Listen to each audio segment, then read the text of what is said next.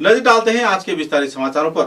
श्रीभूमि जिले के पथारखंडी विधानसभा केंद्र के मंत्री कृष्णेंदु पाल के खिलाफ समाज माध्यम में कुछ गैर जिम्मेदाराना अशालीन मंतव्य प्रकाशित किए जाने के आरोप में पथारखंडी युवा मोर्चा के कार्यकर्ताओं ने एक व्यक्ति के खिलाफ अपना एफआईआर दायर किया है। इस दिन युवा मोर्चा के कार्यकर्ताओं ने एक एफआईआर पथारखंडी थाने में आधिकारिक के हाथों सौंपा। सूत्र के अनुसार आरोपी को जल्द से जल्द गिरफ्तार किए जाने का मांग रखा गया है। युवा मोर्चा के सभापति शंकर देवनाथ ने कहा कि मंत्री कृष्णेंदु पाल के कानीसार स्थित भाजपा भवन में पथारखंडी क्षेत्र में जाने के दौरान राष्ट्रीय राजमार्ग में एक सड़क दुर्घटना के चलते हल्के तरीके से उनकी जान बच गई। विभिन्न प्रचार माध्यम तथा वैद्युतिक माध्यम में मुद्दे को लेकर इस हादसे की जानकारी प्रसारित किए जाने के बाद कई संप्रदाय के कुछ लोग इस संदर्भ में जल्द से जल्द अपनी कटु मंतव्य किए और लोगों में क्षोभ का स्थिति खड़ा हुआ।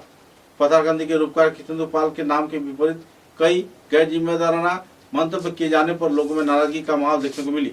इस संदर्भ में फेसबुक में कई अप्रीतिकर शब्द इस्तेमाल किए जाने पर युवा मोर्चा के कार्यकर्ताओं ने आरोपी व्यक्तियों के खिलाफ एफआईआर दर्ज किया और जल्द से जल्द उनकी गिरफ्तारी की मांग की।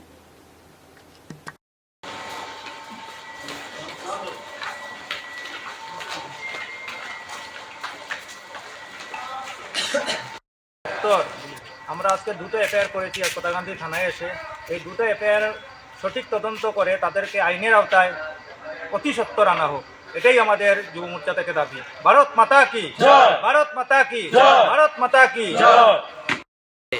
বিলাল উদ্দিন নামক এক ব্যক্তি যার ফেসবুক পেজ রয়েছে জিম ব্লগ নামে, ওই ব্যক্তি আমাদের দেশের যশস্বী প্রধানমন্ত্রী আর ওনার নামে বিভিন্ন কটূক্তিকর বিভিন্ন খারাপ এআই দ্বারা ভিডিও তাছাড়াও আরও বিভিন্ন খারাপ মন্তব্য করছে ফেসবুক মাধ্যমে। আমরা বিগত দিন থেকে এইসব দেখে আজকে সহ্যর বাইরে চলে এসেছে। আমরা দেখতে পাই ঘন্টার পর ঘন্টা ওর ফেসবুক পেজে ভিডিও আসতেই থাকে আর শুধু আমাদের যা দেশের ভালো নেতা যে দেশের কাজে নিজেকে 24 ঘন্টা নিয়োজিত করছে এরকম ব্যক্তিদেরকে টার্গেট করছে। আর এইসব দেখে আজ আমরা ভারতীয় জনতা যুব মোর্চা পাথারকান্দি মণ্ডলের পক্ষ থেকে আমরা সবাইকে নিয়ে আজকে পাথারকান্দি থানার দ্বারস্থ হলাম।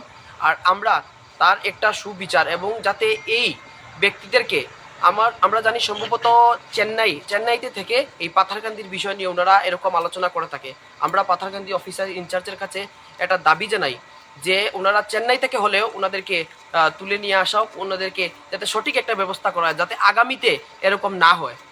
আর তাছাড়াও একটা বিশেষ রয়েছে যে কিছুদিন আগে আমাদের পাথারকান্দির অত্যন্ত দুঃখের সাথে বলা যাচ্ছে পাথারকান্দির রূপকার আমাদের মাননীয় বিধায়ক তথা মন্ত্রী শ্রীযুক্ত কৃষ্ণেন্দু পাল উনি ওনার বাসা থেকে আমাদের পাথারকান্দি মণ্ডল অফিসের জন্য রওনা দিয়েছিলেন। একটা ট্রাক একটা লরি মাটি বোঝাই লরি ওনার গাড়িতে ধাক্কা দেওয়ার চেষ্টা চালায়, কিন্তু দেখা যায় ওনার কনভয়ের গাড়িতে সম্ভবত লেগেছে, কিন্তু ওনার প্রাণটা বেড়েছে। মা কামাখ্যার আশীর্বাদে ওনার প্রাণটা বেঁচে গিয়েছে। উনি উদার মনের মানুষ, উনি তখনই এই ড্রাইভারকে সাইডে করে গাড়িতে শোয়ার ওনাকে বলে যে তুমি শো, কিন্তু ওই ব্যক্তির এই এটা নিউজ পত্রে আমরা দেখেছি বিভিন্ন নিউজের মাধ্যমে প্রকাশিত হয়েছিল। ওই নিউজের মাধ্যমে প্রকাশিত হওয়ার পর কিছু সাম্প্রদায়িক কিছু একটা সম্প্রদায়ের কিছু ব্যক্তিরা এসে বিভিন্ন ধরনের কটূক্তিকর ওনার মরার মতো মরল না কেন বলে এরকম বলে বিভিন্ন ধরনের কটূক্তি করে। তৎসঙ্গে একটা ব্যক্তি আমরা দেখতে পেয়েছি just miss try please next time এরকম বলে কমেন্ট করেছে। আমাদের মতামত আমরা মনে করি যে ওই ব্যক্তির দ্বারাই পরিকল্পিত এই অ্যাক্সিডেন্টটা হতে পারে। আমাদের বিশ্বাস, আমরা চাই যে এটা সঠিক তদন্ত হোক আর তদন্তের মাধ্যমে এটার কিভাবে ঘটলো কি হয় তা তদন্ত আমরা চাই। তৎসঙ্গে এই যে এরকম ঘটনা যাতে আগামীতে না ঘটে এবং আমরা মন্ত্রীর সুরক্ষাও বিভিন্নভাবে পরিচালনা করা হোক, এটা আমরা চাই ভারতীয় জনতা যুব মোর্চার পক্ষ থেকে। ভারতের যশস্বী প্রধানমন্ত্রী শ্রী নরেন্দ্র মোদীজির ব্যাপারে কিছু বাজে কিছু মন্তব্য দেখতে পাওয়া যায় ফেসবুকের মাধ্যমে। বিলাল নামে একটি ছেলে যার ফেসবুকে পেজ রয়েছে জিম ব্লগস, তো সেই ব্যাপারেই আমরা আজকে এখানে জড়ো হয়ে এসেছি পাথারকান্দি থানাতে একটি এফআইআর দেওয়ার জন্য।